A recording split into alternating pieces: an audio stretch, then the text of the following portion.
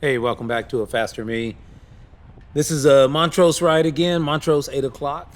I'm going to start this one though. This is basically starting from the split. We haven't split yet, but we're about to split off to the right side. This is Cerritos. So you've seen the last couple videos I've done of Montrose short. The short route goes to the left here and just goes straight up Cerritos and kind of heads back to Sierra Madre. But long is a completely different animal. The beginning of it's pretty chill, just like short. Nothing too significant happens on the beginning other than a couple attacks, couple high speed sections. But yeah, long is a little bit different. It's a lot harder once you go long, starting once we turn to the right up Gladstone. And yeah, I'm not really in shape for it, but had the team out today and we all decided that, well, I decided that we'd go long. It's kind of 2 months away from racing, just about, and it's time to start getting back in shape and start challenging yourself a little bit. So, didn't really have the legs for long, but up for the challenge. So I thought we'd give it a shot. So anyway, here's the split here. As you can see, there's people off to the left going short. This is long. I think that's Matt right there that kind of ran me wide for some reason. He just didn't turn his bike that well. But yeah, it opened up a little gap there. And yeah, I had to hit basically my high watts for the day. And we're just on it now, trying to catch back up, trying to sniff a draft. You can see how strung out it is. So yeah, Gladstone, this is a pretty I don't know. This is a pretty good section of long. It's the first section once you turn right here, but it kind of tenderizes the legs a little bit. It's just a really long couple mile false flat, basically. It's going to be, I don't know, 1 to 3% the entire way. Someone like me, I need to pray for some stoplights. Usually you'll get a few stoplights, give you a couple second breather, maybe, 30 seconds to a minute breather. Other than that, when you catch all the lights and it's green light, it ends up being a very tough section.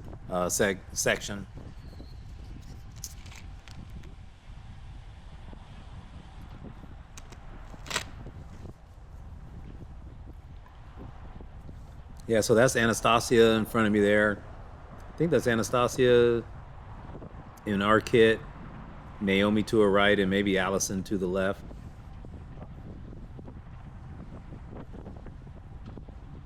But yeah, I knew I was in trouble on this session. I was already struggling a little bit. Usually you're going to have to do about 300 to 400 watts on this section just off and on. The draft is pretty good, but like I said, it's a false flat and we're going pretty good speed. So you're usually going to have to put in a decent amount of watts.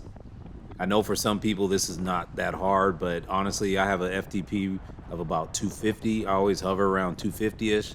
So all this is VO2 and anaerobic for me. It may seem easy. I was going to follow Jack right there, as you saw when he passed, and he just launches that sprint, leaves a gap open for us here. So I definitely wasn't going to use all that energy to kind of go up the right side. But originally I was going to jump on his wheel, and he launched that sprint to go to the front. Kind of had to close a little bit of a gap here. So there's a little bit of a crosswind here. That's why I'm kind of moving to the side a little bit, trying to figure out, which side is better. Is the wind coming from the left or the right? It's probably just more of a headwind because it was a little bit difficult to tell the exact side the wind's coming from.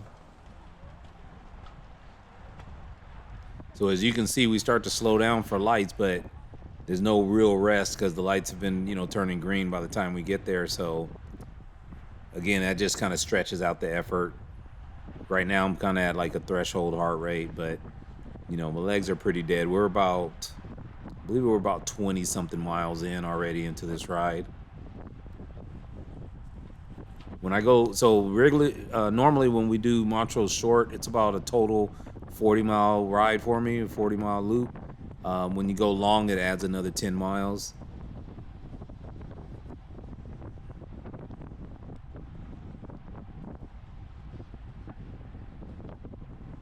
So yeah, finally got a little bit of a breather there, going under threshold for a little bit, and then you're just right back on it. We have, again, a very big group.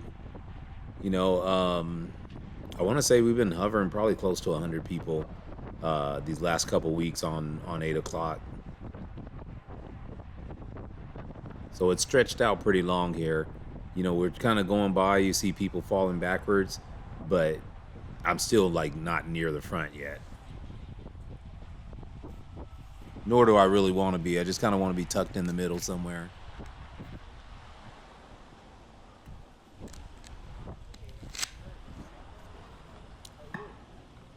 Yeah, my heart rate was just up to like 182, 183. Starting to come back down a little bit now. Still got a couple teammates with me. Still got Marlena up front. Anastasia and Chris just went by. And then we'd have, I think everybody else might be behind us. Really don't understand how territorial men are. Oh, sorry about that. That was a little phone glitch.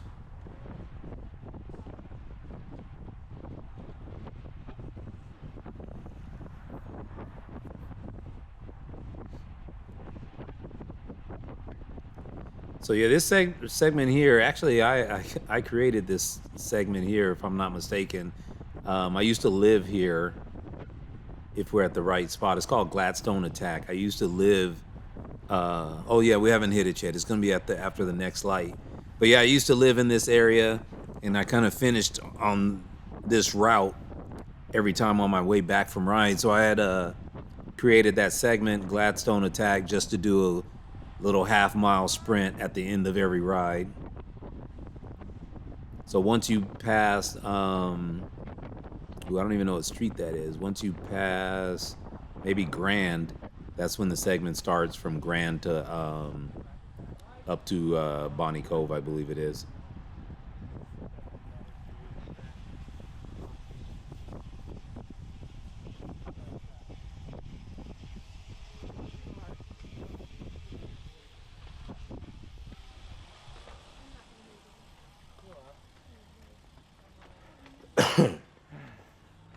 So yeah, like I said, I've been looking forward to a couple stoplights, get a couple minutes rest, or really it's about 30 seconds to a minute rest. You can see I was in the 170s, heart rate's down to 168 now. The only thing is, every time the light turns green, you know, you're gonna launch a little attack again, so it's gonna be another 400-watt surge.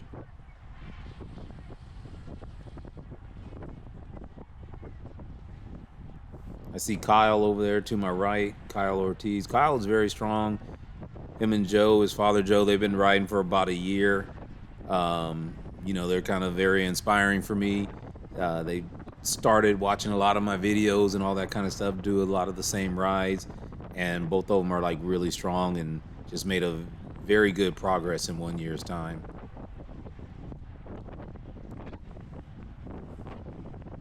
Kyle is super strong, young guy, super strong, especially for 1 year of riding.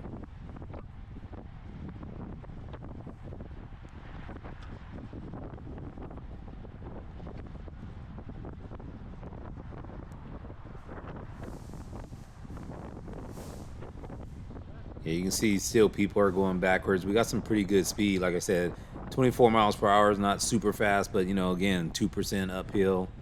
Takes a lot of effort just to keep that momentum. My man Hitch to the right. Hitch is a better man than me. They do, you know, Montrose Long, and then they go up GMR once we hit Sierra Madre right after Hammer Alley.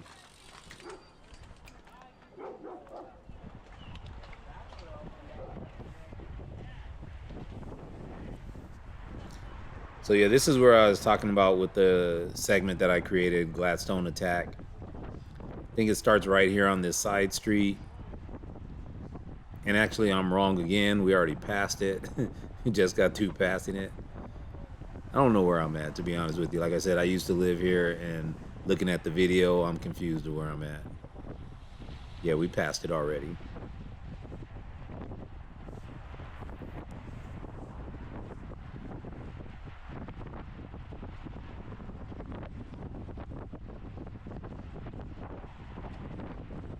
So yeah, this effort, as you can see, like we're putting in some pretty good watts here. And like I said, I'm well over my FTP. You know, is basically just a VO2 and anaerobic session for me.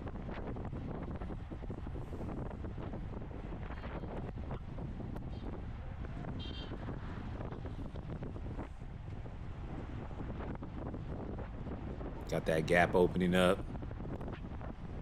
So you can tell the legs are getting a little tired. It's kind of hard to accelerate. Got the heart rate up.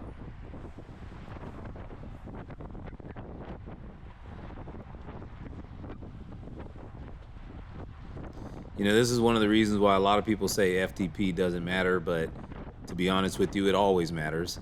It's not the end all be all, but the higher you go over your FTP, the more taxing it is.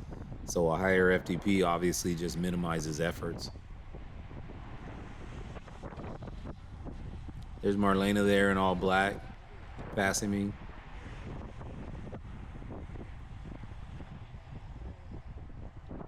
So yeah, I'm starting to struggle, getting gapped off a little bit.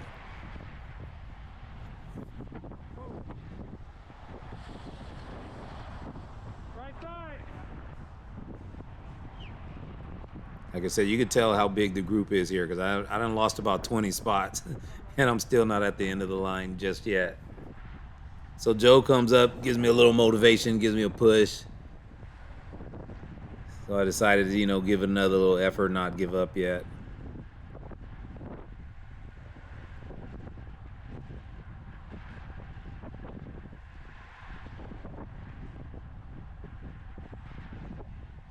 You're probably wondering why I don't move to the left here, but there's somebody to my left.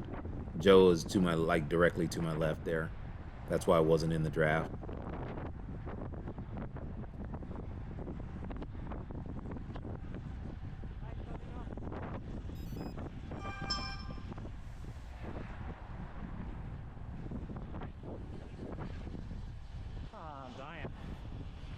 So yeah, that's Joe to the right.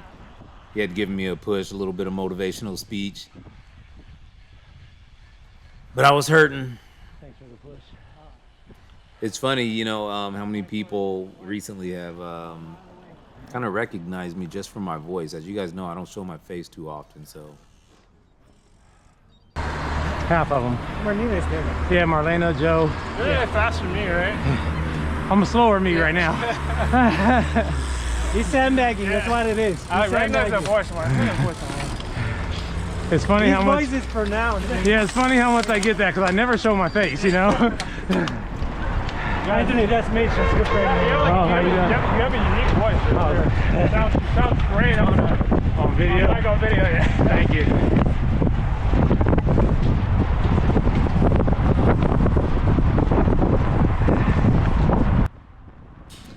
Yeah, so that was kind of an example of what I was saying is, yeah, especially a little bit more so recently, but over the last year or so, I've had a decent amount of people that have just met me in random places and, it's kind of come up and said, hey, you're a faster me, huh? I recognize your voice.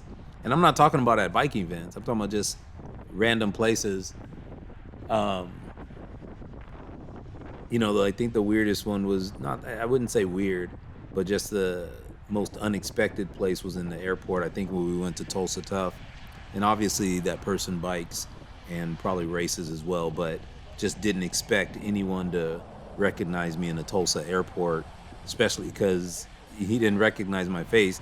I was basically just talking to my wife, and then he said, hey, I recognize that voice.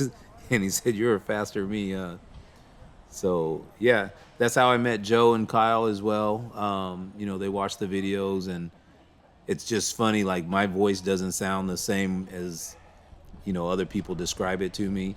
I'm sure that's the same for all of us, but it's just kind of interesting to have a recognizable voice, being that my face is hardly ever shown on these videos.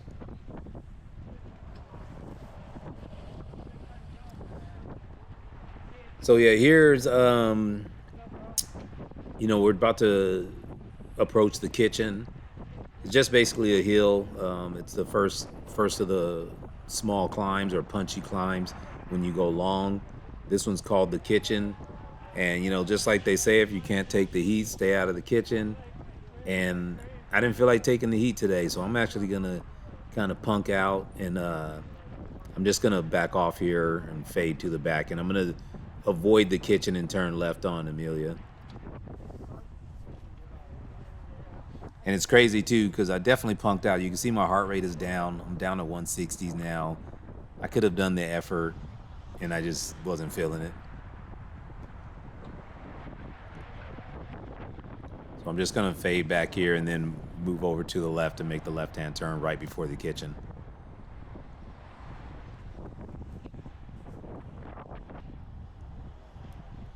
So basically everybody that's dropped behind us or that got dropped on that stretch, if they know about it, most of them take this route as well. Take the left-hand turn, and you can kind of cut off the group and get out in front of it again.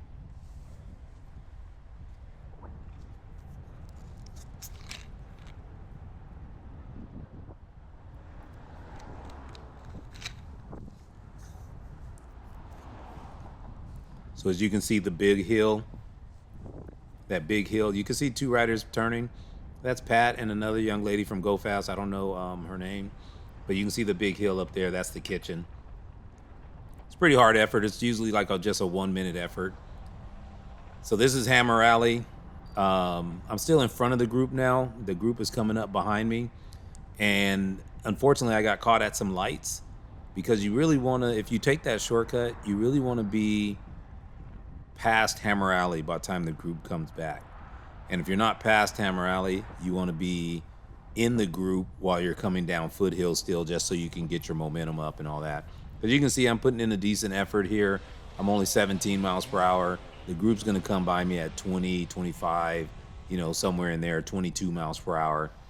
And because it's such a large group coming at such a fast pace, it's really hard to, kind of slot in and get into the draft. Obviously, I don't want to cut anybody off and cut in front of the group or anything. So I really want to just let the group come by, accelerate, and jump on it. But unfortunately, there's two cars coming up in front of me, parked on the side of the road, and I'm going to have to slow down a little bit, because you can see how tight the group is here. There's not enough room for parked cars here, so I can't just move over going this slow.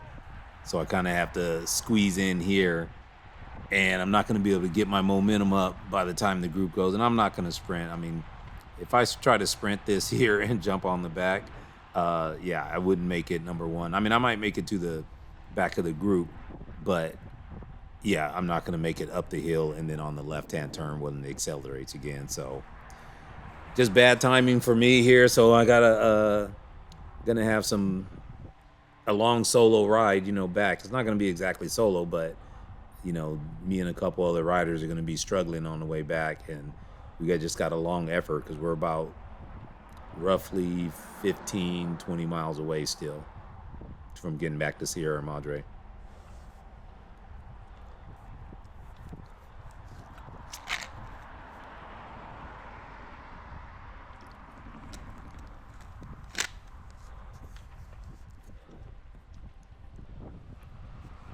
It's pretty cold too. You can see it was only 52 degrees right there. And this is late. The sun's out, so it's not too bad. It feels pretty good on you, but 52 is still pretty cold. And I don't know why, but you see those glitches in the video. I don't know what, that just started doing that. So I don't know if I'm starting to have a problem with my GoPro or not, or maybe the stabilization's going out in it. I'm not sure. I did do a firmware update after this ride, but I've never seen those streaks in any of my videos before, any of that bad quality. And as you can see here, it's a little bit bumpy, like the stabilization may be going out. And this is a GoPro 11, so it's not like it's an old camera or anything.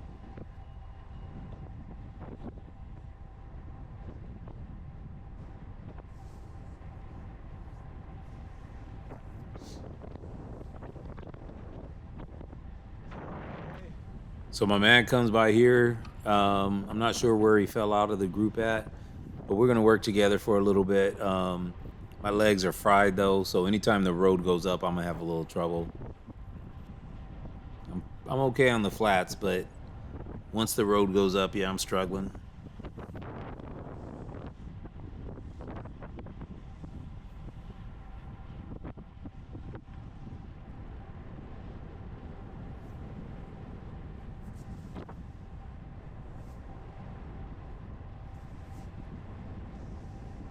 Yeah, see, there's that little glitch again. I'm not exactly sure what it is. If anyone's had that experience, let me know in the comments. I don't know if you've had that experience with your GoPro where it kind of blurs the screen like that.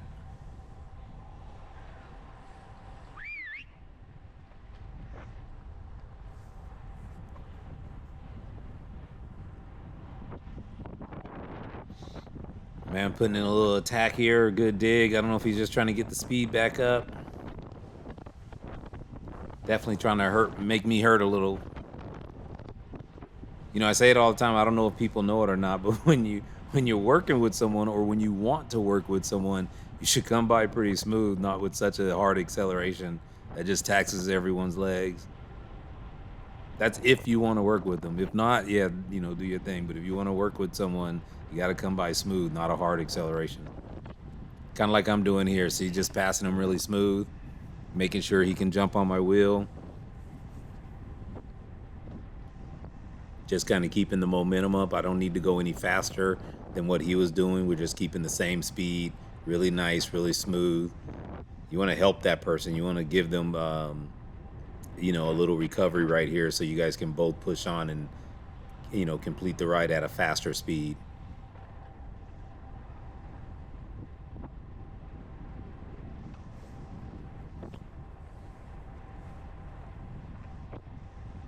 Now, if you're using it as a tactic to kind of wear somebody out that you're working with, like, you know, it's the last couple laps of a race or something, and you're going to attack later, yeah, that, you know, that's a strategy you can use. But if you got a long way to go and you're kind of flying by, then it makes it a little harder. Obviously, we're not racing or anything, we're just riding. And that's a much better job right here. See, he comes by really smooth. No real hard acceleration.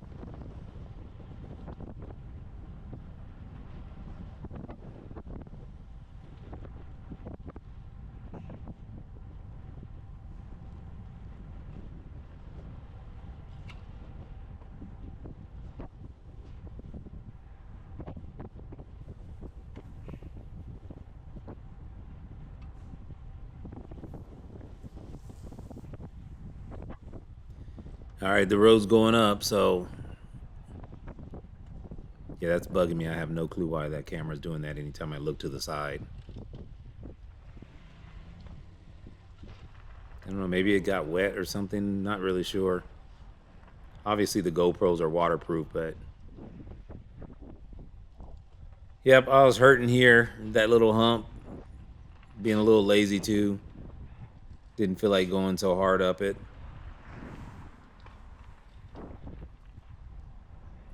So my man dropped me like a bad habit.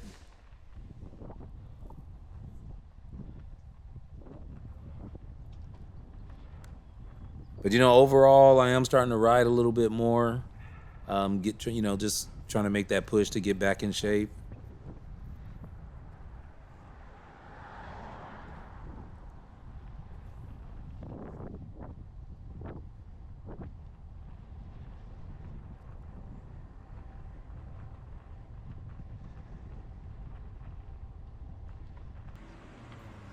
Yeah, I wasn't gonna bore you guys with Winston.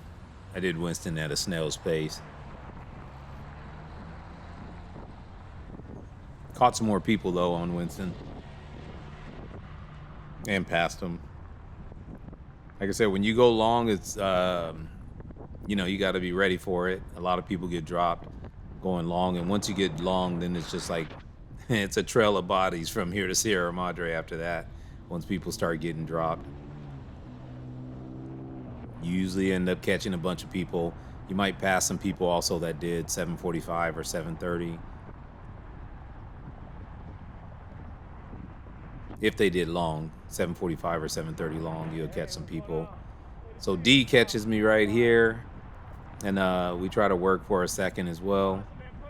I think it's D and Chris. They both catch me.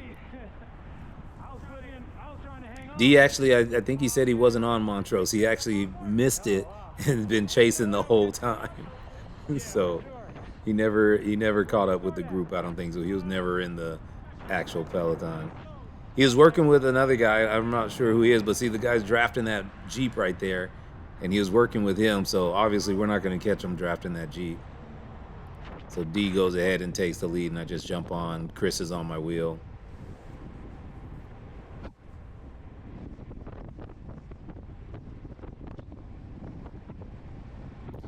Yeah, D used to ride for Go Fast. I believe he's riding for Cadence now. Maybe this last year, I think he joined Cadence. But yeah, we used to race together back in the Cat 4s. Maybe the 5s and the 4s, if I'm not mistaken. Yeah, 5s and the 4s a couple years ago.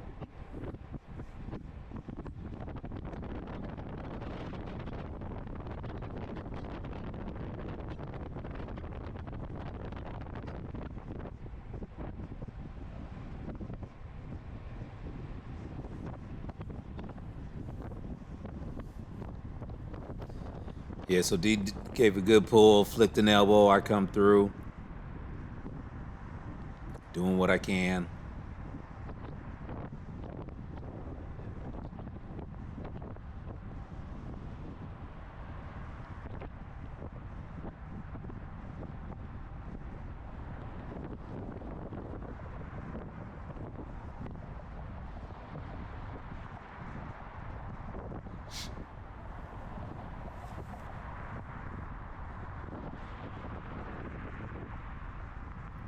Yeah, so for this part on, once we hit back, towards Winston and all that, the rest of the ending is pretty much the same as short.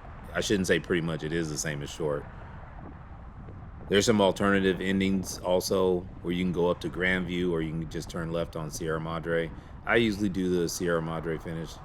I've only done Grandview a couple times, maybe twice total. So here we make the turn, I flick an elbow, and nobody came through. So then D comes through, but I thought Chris was on my wheel, so I thought Chris was going to come through, and he doesn't come through, and then obviously D gets a big gap there.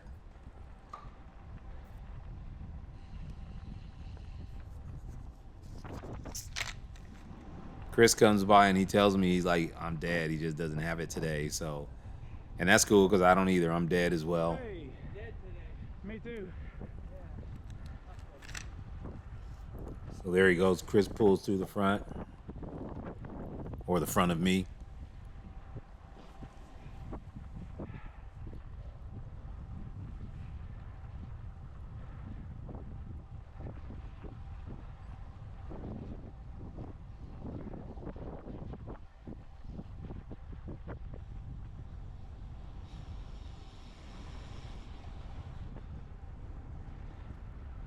And then, like I said, this is the same on long as it is on short.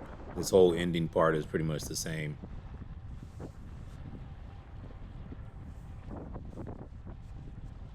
I might have to go down to 745 to show you guys the whole route with the group. 745 long is still pretty hard as well, though. I mean, short is, really easy. But when you go long, even 745 is hard. Anytime the road goes up, it kind of separates people. And there's some fast and strong climbers and stuff. I shouldn't say climbers. They're not real climbs. This is just punchy stuff, all of it. Even this here, even though it's a little longer and steady, it's really just a punchy climb. You can, it's pretty flat, so.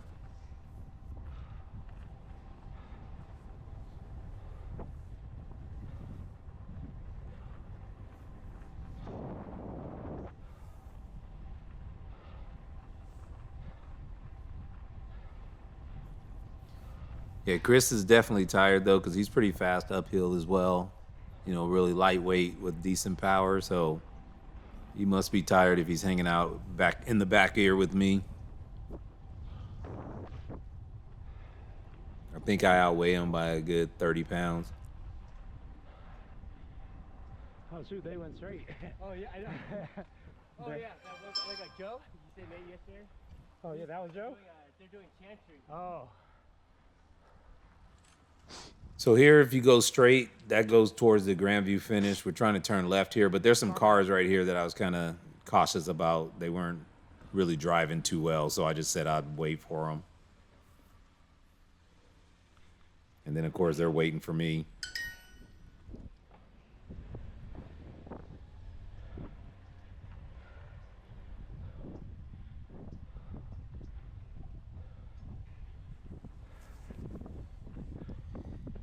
Yeah, this is a street I usually get dropped on right here. I don't know why I hate this little street.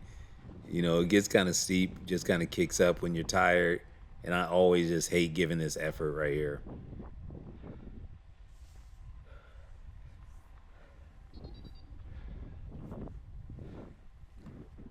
You can see 6% is pretty steep, you know, when you're tired. I think it's the steepest part of this little, you know, in session or section back to Sierra Madre.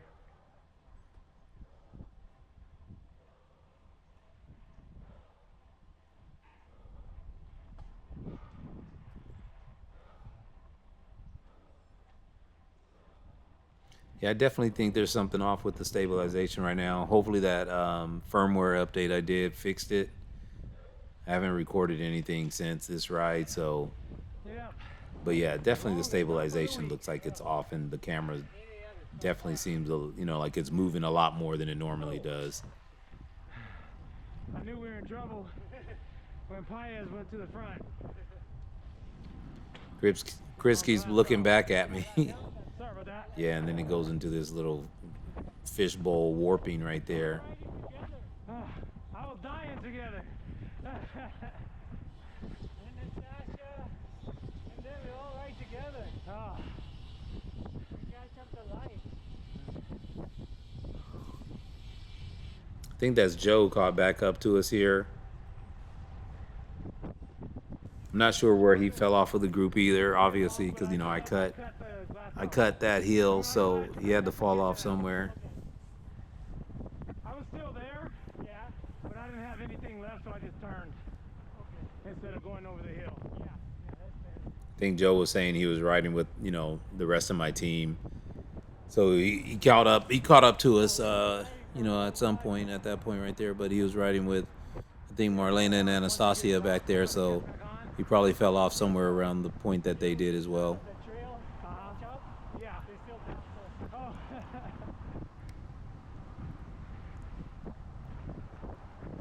Yeah. You guys passed me on Valley Center. Oh. Yeah, we're waiting for Anastasia and Marlena and them. Dana. There are 4 of us, but they said they got no legs. Yeah, this stabilization definitely looks a little off.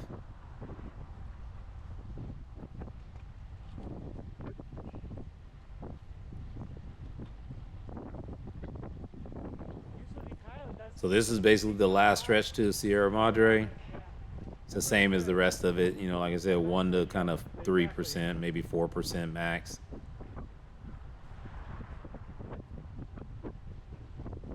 Nice to be light. Yeah. And young. Yeah.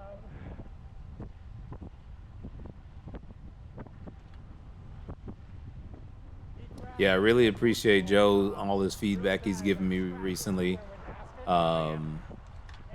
You know, he's really enjoyed supporting me and watching the videos. So they kind of used it as like their training for him. So he said basically they've, you know, kind of done a lot of the rides that I've done over the last year or whatever and posted. So,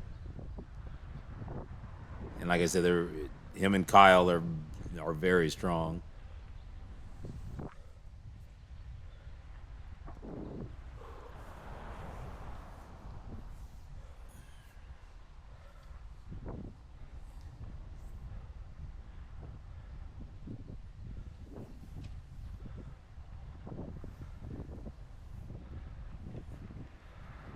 So yeah, like I said, this doesn't seem like a hard effort for most of you, but for me, that's a threshold effort. I'm doing 250.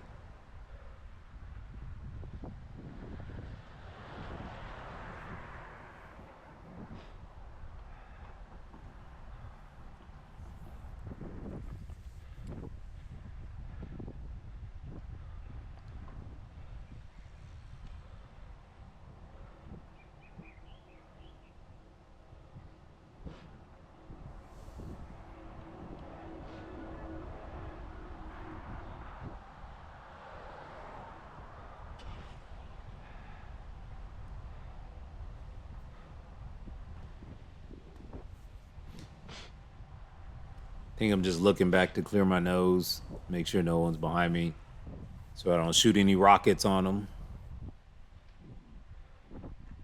But yeah, I'm pretty much done here.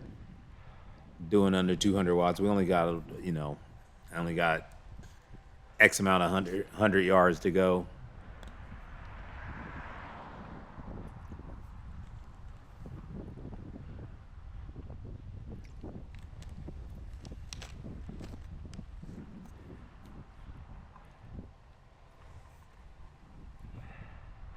So anyway, I think that's about it for this weekend's ride or this Saturday's ride. Did do Seal Beach the next day. Rode another 72 miles for the wife's birthday. So yeah, I got a couple races that I never put out from last season. Probably put those out just for some trainer content. If anybody bored and want to get on the trainer and watch some races, I think I got the Victorville stage races that we never put out from last year. I think I edited them and maybe did the voiceover already, and they just been sitting. So I didn't race, but it's the girls raced, and it was a 3-day stage race with the time trial, road race, and the crit. So I'll probably put that out as soon as I can. Thanks for watching. See you next time.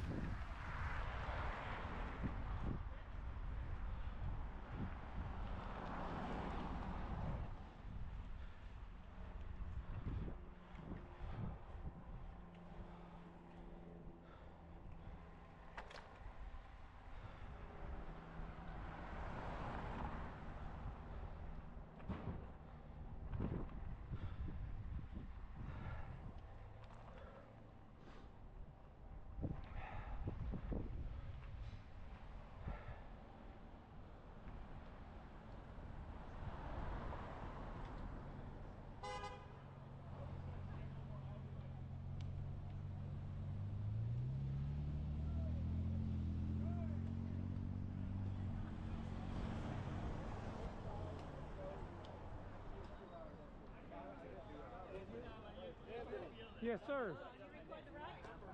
Pieces. It's still recording. Why?